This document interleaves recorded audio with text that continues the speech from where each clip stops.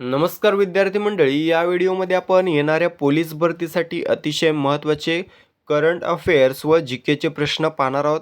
ज्यामध्ये आपण जीकेचे प्रश्न मागील वर्षींच्या प्रश्नपत्रिकामधून कव्हर केलेले आहेत आणि करंट अफेअर्सचे प्रश्न डेली बेसिसवर कव्हर केलेले आहेत. चला तर प्रश्नांना सुरुवात करूया.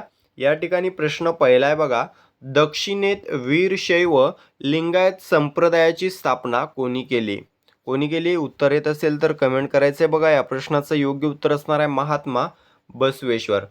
ऑप्शन सी, महात्मा बसवेश्वर यांनी दक्षिणेत वीरशैव लिंगायत संप्रदायाची स्थापना केली होती. त्यानंतर प्रश्न आहे बघा. पेशवे काळात मामलेदाराच्या कचेरीत कोण अधिकारी असे? योग्य उत्तर असणार आहे पर्याय क्रमांक डी, मुजुमदार. ठीक आहे, मुजुमदार हा पेशवे काळात मामलेदाराच्या कचेरीत असणारा अधिकारी असायचा. त्यानंतरचा प्रश्न, रुक्मिणी स्वयंवर या ग्रंथाची रचना कोणी केलेली आहे? कोणी केलेली आहे? तर संत एकनाथ उत्तर असणार आहे. सर्वांना माहीत असेल बघा, संत एकनाथ यांनी रुक्मिणी स्वयंवर या ग्रंथाची रचना केलेली आहे. यासोबतच एकनाथी भागवत आणि भावार्थ रामायण या ग्रंथांचे लेखक देखील संत एकनाथ हेच आहेत, लक्षात ठेवायचं. ठीक आहे, एकनाथी भागवत, भावार्थ रामायण आणि रुक्मिणी स्वयंवर. एक प्रश्न मोस्टली विचारला जातो पोलीस भरतीमध्ये, तो म्हणजे भारुडे हा काव्यप्रकार कोणी रूढ केला? तर संत एकनाथ यांनीच भारुडे हा काव्यप्रकार रूढ केलेला आहे. संत एकनाथांचा जन्म पैठण या ठिकाणी झाला होता व त्यांची समाधी देखील पैठण याच ठिकाणी आहे. ठीक आहे, पैठण हे ठिकाण छत्रपती संभाजीनगर जिल्ह्यामध्ये आहे. संत एकनाथांचं पूर्ण नाव विचारलं जाऊ शकतं. एकनाथ सूर्यनारायण कुलकर्णी असं त्यांचं पूर्ण नाव आहे. ठीक आहे, एकनाथ सूर्यनारायण कुलकर्णी. ओके. या ठिकाणी संत रामदासांचे आपण ग्रंथ पाहिले तर श्रीमद दासबोध हा ग्रंथ त्यांचा खूप वेळा विचारलेला आहे. त्यानंतर मनाचे श्लोक खूप वेळा विचारलेले आहेत. ठीक आहे, सोबतच गणपतीची आरती, करुणाष्टके, मंगलाष्टके देखील संत रामदासांनी लिहिलेली आहेत. त्यांची समाधी आहे बघा साताऱ्यातील सज्जनगड या ठिकाणी. संत तुकाराम यांनी लिहिलेल्या अभंगांना तुकाराम गाथा म्हणून ओळखलं जातं. यांची समाधी आहे देहू या ठिकाणी. त्यानंतरचा प्रश्न आहे, 100 रुपयाच्या नोटेवर कोणाची स्वाक्षरी असते? कोणाची स्वाक्षरी असते? तर RBI किंवा रिझर्व्ह बँक गव्हर्नर. ठीक आहे, ऑप्शन सी उत्तर असणार आहे.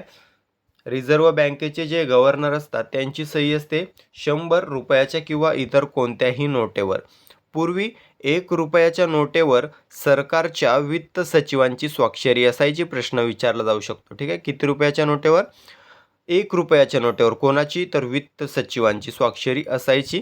पण आता 1 रुपयाची नोट नाही, तर आता जेवढ्या नोटी आहेत तेवढ्या नोटींवर RBI गव्हर्नरची सही असते. ठीक आहे, सध्याचे RBI गव्हर्नर कोण आहेत? संजय मल्होत्रा. ठीक आहे, सध्याचे RBI गव्हर्नर आहेत संजय मल्होत्रा, जे 26वे गव्हर्नर आहेत RBIचे. ठीक आहे, संजय मल्होत्रा. त्यानंतरचा प्रश्न आहे, 1927 मध्ये डॉक्टर बाबासाहेब आंबेडकर यांनी पहिला सत्याग्रह कुठे केला? कुठे केला पहिला सत्याग्रह? तर चवदार तळे. ठीक आहे, ऑप्शन बी उत्तर असणार आहे. चवदार तळे, महाड या ठिकाणी डॉक्टर बाबासाहेब आंबेडकरांनी पहिला सत्याग्रह केलेला आहे त्यांचा. आता महाड हे जे ठिकाण आहे ते रायगड जिल्ह्यामध्ये आहे. या ठिकाणी त्यांनी त्यांचा पहिला सत्याग्रह केला होता. या सत्याग्रहाचा उद्देश काय होता? तर अस्पृश्यांना सार्वजनिक तळ्यातील पाणी पिण्याचा अधिकार मिळवून देणे. ठीक आहे, याची तारीख होती 20 मार्च 1927. ठीक आहे, 20 मार्च 1927 ही तारीख होती चवदार तळे सत्याग्रहाची. महत्त्वाचा प्रश्न आहे बघा. आता या ठिकाणी काळाराम मंदिर नाशिक हा देखील ऑप्शन आहे. हा देखील महत्त्वाचा ऑप्शन आहे. तर बघा 2 मार्च 1930. ठीक आहे, 2 मार्च 1930 रोजी बाबासाहेब आंबेडकरांनी काळाराम मंदिरात अस्पृश्य मानल्या जाणाऱ्या लोकांना प्रवेश मिळावा म्हणून सत्याग्रह केला होता. 2 मार्च 1930 लक्षात ठेवायचं आहे. ठीक आहे, त्यानंतरचा प्रश्न आहे, मतदारांच्या बोटावर लावण्यात येणाऱ्या शाईमध्ये कशाचा वापर केला जातो? कशाचा वापर केला जातो? Silver nitrate. ठीक आहे, ऑप्शन सी सिल्वर नायट्रेट याचा वापर केला जातो. ठीक आहे. यामध्ये सिल्वर नायट्रेटचं प्रमाण किती असतं माहिती आहे मित्रांनो, तर साधारणतः 10 ते 18% एवढं प्रमाण असतं सिल्वर नायट्रेटचं या शाईमध्ये. ठीक आहे, 10 ते 18%. ही शाई इनडेलिबल लिंक म्हणून ओळखली जाते. हा प्रश्न विचारलेला आहे. ठीक आहे, जी आपण बोटावर लावतो शाई मतदानाच्या वेळी, ती शाई इंडेलिबल लिंक म्हणून ओळखली, लिंक नाही तर इंक मित्रांनो. ठीक आहे, इंडेलिबल इंक म्हणून ओळखली जाते. या शाईमध्ये सिल्वर नायट्रेटचं प्रमाण 10 ते 18% असतं. जेव्हा निवडणूक अधिकारी बोटावर शाई लावतो तेव्हा आपल्या शरीरातील मिठासोबत प्रक्रिया होऊन सिल्वर क्लोराईड बनतं. ठीक आहे, आणि सिल्वर क्लोराईड पाण्यामध्ये विरघळत नाही व आपल्या त्वचेवर त्याची खून राहते. ठीक आहे. तर ही शाई प्रामुख्याने भारतातील 2 कंपन्या बनवतात, त्या म्हणजे Mysore paints and varnish limited Karnataka आणि रायडू लॅबोरेटरी हैदराबाद तेलंगणा. ठीक आहे, या 2 कंपन्या आहेत ज्या या शाईचं उत्पादन करतात. या शाईची मोठ्या प्रमाणात निर्यात होते आपल्या भारतातून. ठीक आहे, बरेच देश आपल्या भारतातून ही शाई मागवतात. सिल्वर नायट्रेट, हा लक्षात ठेवायचं आहे मित्रांनो. व्हिडिओ शेवटपर्यंत बघायचा आहे. शेवटी आपण रिव्हिजन घेणार आहोत, जेणेकरून या व्हिडिओतील किती प्रश्न तुम्हाला तोंडपाठ झालेले आहेत हे समजण्यास मदत होईल. त्यानंतर प्रश्न आहे बघा, खालीलपैकी कोणते व्याघ्र अभयारण्य महाराष्ट्रात नाही? कोणते? तर बघा, बांधवगड, ऑप्शन सी बांधवगड हे जे व्याघ्र अभयारण्य आहे हे आपल्या महाराष्ट्रात नसून मध्य प्रदेशमधील उमरिया जिल्ह्यामध्ये आहे. ठीक आहे, मध्य प्रदेशमधील उमरिया जिल्ह्यामध्ये आहे. आता हे बोर जे आहे ते वर्धा या ठिकाणी आहे. बोर अभयारण्य वर्धा या ठिकाणी आहे. मेळघाट अभयारण्य अमरावती या ठिकाणी आहे. पेंच हे अभयारण्य नागपूर या ठिकाणी आहे. हे अभयारण्य महाराष्ट्र व मध्य प्रदेश दोन्ही राज्यांच्या सीमेवर पसरलेलं आहे. ठीक आहे, पेंच. ओके. त्यानंतरचा प्रश्न आहे, खालीलपैकी कोणता हरितगृह वायू नाही? कार्बन डायऑक्साईड, हायड्रोजन, क्लोरोफ्लोरोकार्बन वरीलपैकी नाही. काय उत्तर असणार आहे बघा, हायड्रोजन. ठीक आहे, दिलेल्या पर्यायांमध्ये हायड्रोजन हा जो वायू आहे तो हरितगृह वायू नाही. Carbon dioxide, methane, ozone, nitrous oxide, chlorofluorocarbon व पाण्याची वाफ हे काही प्रमुख हरितगृह वायू आहेत. लक्षात ठेवायचे हे प्रश्न विचारलेले आहेत. ठीक आहे, याच्यावर आणि ऑप्शन चेंज करून सेम प्रश्न विचारला जाईल तुम्हाला. त्यामुळे carbon dioxide, methane, ozone, nitrous oxide, chlorofluorocarbon व पाण्याची वाफ हे वायू आपल्याला लक्षात ठेवायचे आहेत. तर हरितगृह वायू म्हणजे नेमकं काय? तर हरितगृह वायू म्हणजे वातावरणातील असे वायू जे सूर्याची उष्णता पृथ्वीच्या पृष्ठभागापासून दूर होऊ देत नाहीत, ज्यामुळे पृथ्वीवरील तापमान वाढते. थोडक्यात काय, तर हे वायू पृथ्वीला थंड होण्यापासून रोखतात, त्यामुळे तापमानाचं प्रमाण वाढते. अशा वायूंना बघा हरितगृह वायू असं म्हटलं जातं. त्यानंतरचा प्रश्न आहे, मराठवाडा मुक्तीसंग्राम कधी साजरा केला जातो? कधी साजरा केला जातो? दरवर्षी 17 सप्टेंबरला मराठवाडा मुक्तीसंग्राम साजरा केला जातो. 17 सप्टेंबर 1948. ठीक आहे, 17 सप्टेंबर 1948 रोजी हैदराबाद संस्थानाच्या निजामाच्या जुलमी राजवटीतून मराठवाडा मुक्त झाला. भारतीय सैन्याने 1948मध्ये ऑपरेशन पोलो राबवून निजामाला हरवले व हैदराबाद संस्थान भारतात विलीन झाले.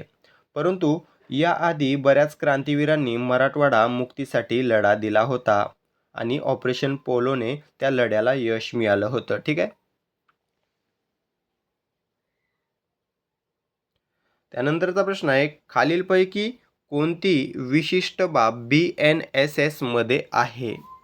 कोणती? तर बघा या ठिकाणी ऑप्शन डी वरीलपैकी सर्व असणार आहे. ठीक आहे,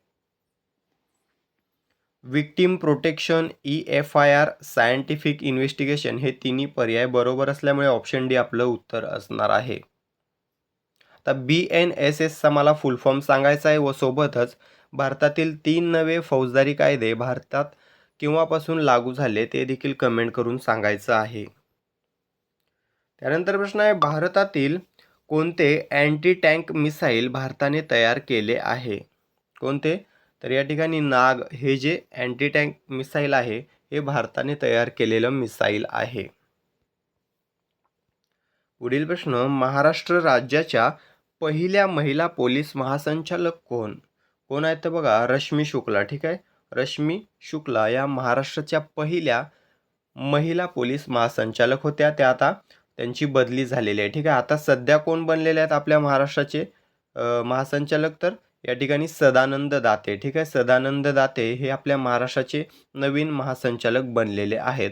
महाराष्ट्राचे पहिले पोलीस महासंचालक विचारले जातात बघा, के.पी. मेढेकर. ठीक आहे, के.पी. मेढेकर हे महाराष्ट्र राज्याचे पहिले पोलीस महासंचालक होते. हा प्रश्न गेल्या वर्षी देखील विचारलेला आहे, लक्षात ठेवायचा आहे. त्यानंतर प्रश्न आहे, खालीलपैकी कोणती भारताची परमाणु क्षमतेची किंवा न्यूक्लिअर कॅपेबल पाणबुडी आहे? कोणती? तर या ठिकाणी INS अरिहंत ही भारताची परमाणु किंवा न्यूक्लिअर कॅपेबल पाणबुडी आहे. त्यानंतरचा प्रश्न, central institute of road transport ही संस्था कोणत्या शहरात आहे? कोणत्या शहरामध्ये आहे? पुणे. ठीक आहे, महाराष्ट्रातील पुणे या ठिकाणी central institute of road transport ही संस्था आहे. हिची स्थापना जर विचारली तर 1967 मध्ये स्थापना झालेली आहे. वर्ष लक्षात ठेवायचं आहे. त्यानंतर प्रश्न आहे, फतेपूर सिक्रीची निर्मिती कोणत्या मुघल राजाने केली होती? कोणत्या मुघल राजाने केली होती? अकबर. ठीक आहे, फतेपूर सिक्रीची निर्मिती ही अकबर राजाने केली होती. 1571 मध्ये त्याने हे शहर राजधानी म्हणून तयार केलं होतं. ठीक आहे, त्याची राजधानी बनवली होती या शहराला अकबराची. कोणती? फतेपूर सिक्री 1571 मध्ये. तर हे उत्तर प्रदेशमधील आग्रा जिल्ह्यामध्ये आहे फतेपूर सिक्री. मित्रांनो, अकबराने एक धर्म सुरू केला होता, त्या धर्माचं नाव मला कमेंट करून सांगायचं आहे. ठीक आहे, भारतातील मुघल साम्राज्याचा संस्थापक कोण? तर बाबर. बाबर हा भारतीय मुघल साम्राज्याचा संस्थापक आहे. याने पानिपतच्या पहिल्या युद्धात इब्राहिम लोधीचा पराभव करून भारतात मुघल साम्राज्याची स्थापना केली होती. कोणी? बाबरने. ठीक आहे, त्यानंतर प्रश्न आहे, भारताची सर्वात दक्षिणेतली जागा कोणती? कोणती आहे? तर इंदिरा पॉइंट. ठीक आहे, भारताची सर्वात दक्षिणेतली जागा आहे इंदिरा पॉइंट. तर जर प्रश्न असा विचारला असता, भारताच्या मुख्य भूमीचे अतिदक्षिणेकडील टोक कोणते? तर कन्याकुमारी उत्तर दिलं असतं. ठीक आहे, मुख्य भूमीचं कोणतं आहे? तर कन्याकुमारी. परंतु फक्त जर दक्षिणेतलं पॉईंट विचारला शेवटचा तर इंदिरा पॉईंट उत्तर द्यायचं आहे. आता हे इंदिरा पॉईंट कुठे आहे? तर बघा, अंदमान निकोबार बेटांमधील ग्रेट निकोबारच्या दक्षिण टोकावर. ठीक आहे, ग्रेट निकोबार बेटाच्या दक्षिण टोकावर हा पॉईंट आहे इंदिरा पॉईंट, जो भारताचा अतिदक्षिणेकडील पॉईंट आहे. जर विचारलं सर्वात पूर्वेकडील, खूप वेळा विचारलेलं आहे बघा, किबीथू असं नाव आहे. अरुणाचल प्रदेशमधील हे ठिकाण आहे. किबीथू हे अति पूर्वेकडील ठिकाण आहे. सर्वात पश्चिमेकडील जर विचारलं तर गुहर मोती किंवा याला घुअर मोटा असं देखील म्हटलं जातं, तर गुजरातमधील हा पॉईंट आहे. सर्वात उत्तरेकडील मला आता कमेंट करून सांगायचं आहे, सर्वात उत्तरेकडील ठिकाण भारताचं कोणतं आहे? कमेंट करून सांगायचं आहे. त्यानंतर प्रश्न आहे, जागतिक मानवतावादी पुरस्कार प्राप्त करणे सर्वात तरुण व्यक्ती कोण ठरलेले आहेत? जागतिक मानवतावादी पुरस्कार प्राप्त करणारे सर्वात तरुण व्यक्ती अनंत अंबानी ठरलेले आहेत. ठीक आहे, अनंत अंबानी योग्य उत्तर असणार आहे. त्यानंतर प्रश्न आहे, युनेस्कोच्या अमूर्त सांस्कृतिक वारसा यादीत कोणत्या सणाचा समावेश केलेला आहे? योग्य उत्तर असणार आहे पर्याय क्रमांक दीपावली. ठीक आहे, युनेस्कोच्या अमूर्त सांस्कृतिक वारसा यादीत दीपावली या सणाचा समावेश झालेला आहे. त्यानंतर प्रश्न आहे, महाराष्ट्र जमीन महसूल संहिता बिल 2025 विधानसभेत कोणी सादर केले?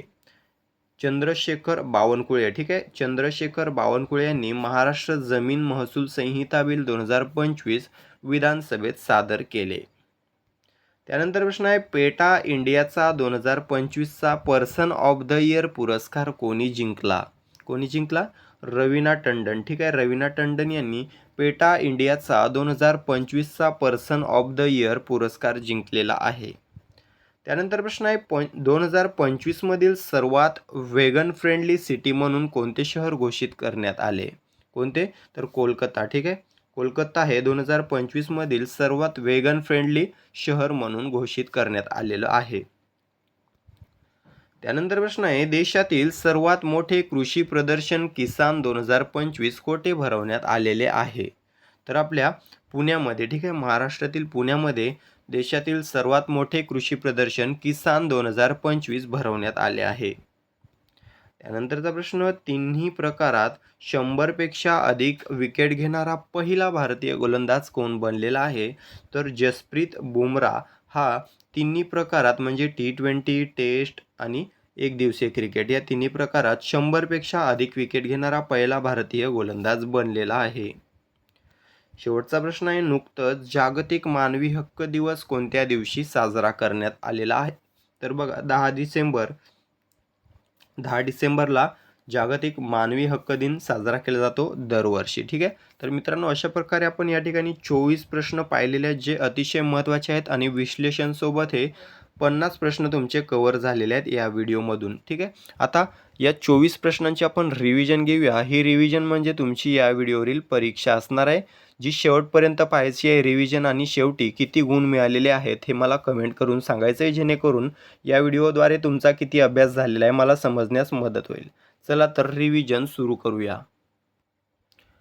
प्रश्न पहिला आहे बघा, दक्षिणेत वीरशैव लिंगायत संप्रदायाची स्थापना कोणी केली होती? योग्य उत्तर असणार आहे पर्याय क्रमांक सी महात्मा बसवेश्वर. त्यानंतरचा प्रश्न पेशवे काळात मामलेदाराच्या कचेरीत कोण अधिकारी असे? योग्य उत्तर असणार आहे पर्याय क्रमांक डी मुजुमदार. त्यानंतरचा प्रश्न रुक्मिणी स्वयंवर या ग्रंथाची रचना कोणी केलेली आहे? योग्य उत्तर असणार आहे पर्याय क्रमांक ए संत एकनाथ. त्यानंतरचा प्रश्न 100 रुपयाच्या नोटेवर कोणाची स्वाक्षरी असते? योग्य उत्तर असणार आहे पर्याय क्रमांक सी रिझर्व्ह बँक गव्हर्नर. पुढील प्रश्न आहे 1927 मध्ये डॉक्टर बाबासाहेब आंबेडकर यांनी पहिला सत्याग्रह कुठे केला? कुठे केलेला? योग्य उत्तर असणार आहे पर्याय बी चवदार तळे महाड. पुढील प्रश्न मतदारांच्या बोटावर लावण्यात येणाऱ्या शाईमध्ये कशाचा वापर केला जातो? योग्य उत्तर असणार आहे पर्याय क्रमांक सी सिल्वर नायट्रेट. त्यानंतरचा प्रश्न खालीलपैकी कोणते व्याघ्र अभयारण्य महाराष्ट्रात नाही?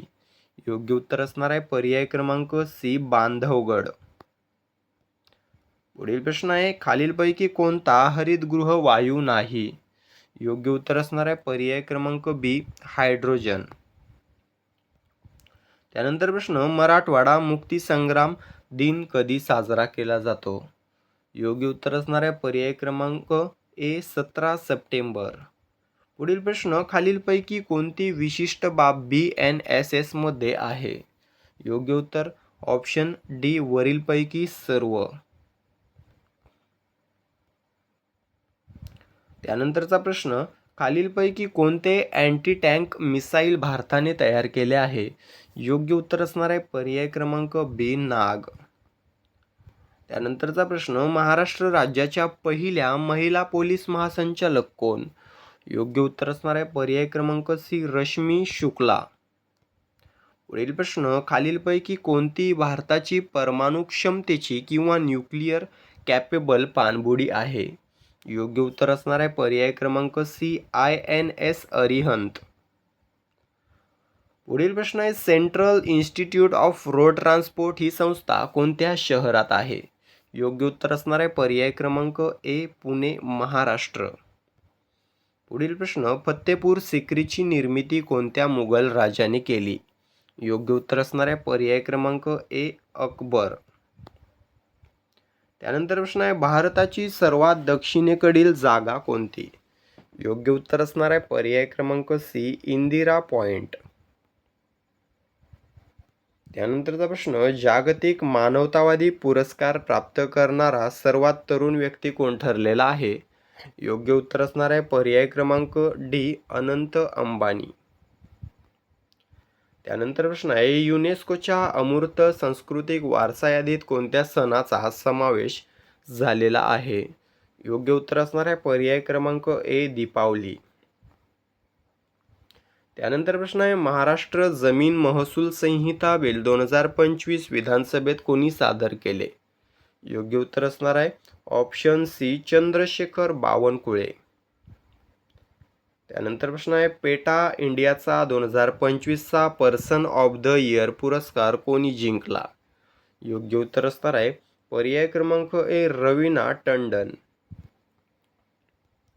त्यानंतर प्रश्न आहे 2025 मधील सर्वात वेगन फ्रेंडली सिटी म्हणून कोणते शहर घोषित करण्यात आले आहे? योग्य उत्तर आहे पर्याय क्रमांक सी कोलकाता. त्यानंतरचा प्रश्न आहे देशातील सर्वात मोठे कृषी प्रदर्शन किसान 2025 कोठे भरवण्यात आले आहे? योग्य उत्तर आहे ऑप्शन बी पुणे महाराष्ट्र. त्यानंतरचा प्रश्न तिन्ही प्रकारात 100 पेक्षा अधिक विकेट घेणारा पहिला भारतीय गोलंदाज कोण? योग्य उत्तर असणार आहे पर्याय क्रमांक सी जसप्रीत बुमराह. शेवटचा प्रश्न आहे नुकतंच जागतिक मानवी हक्क दिवस कोणत्या दिवशी साजरा करण्यात आला? योग्य उत्तर आहे ऑप्शन सी 10 डिसेंबर. तर मित्रांनो अशा प्रकारे अगोदर विश्लेषणसहित व नंतर रिव्हिजनमध्ये 24 प्रश्न आपण कव्हर केलेले आहेत. त्या 24 प्रश्नांपैकी किती उत्तरे तुमची बरोबर आलेली आहेत आणि किती गुण तुम्हाला या रिव्हिजनमध्ये मिळाले आहेत मला कमेंट करून सांगायचे आहे. ठीक आहे, जेणेकरून मला समजेल तुमचा किती अभ्यास झालेला आहे या व्हिडिओद्वारे. जर व्हिडिओ आवडला असेल तर व्हिडिओला फक्त एक लाईक आणि एक शेअर करायचा आहे आणि चॅनलला सबस्क्राईब करून घ्यायचं आहे जेणेकरून आपले दररोजचे व्हिडिओ तुम्हाला पाहायला मिळतील. भेटूया पुढील भागामध्ये. तूर्तास थांबतो. धन्यवाद.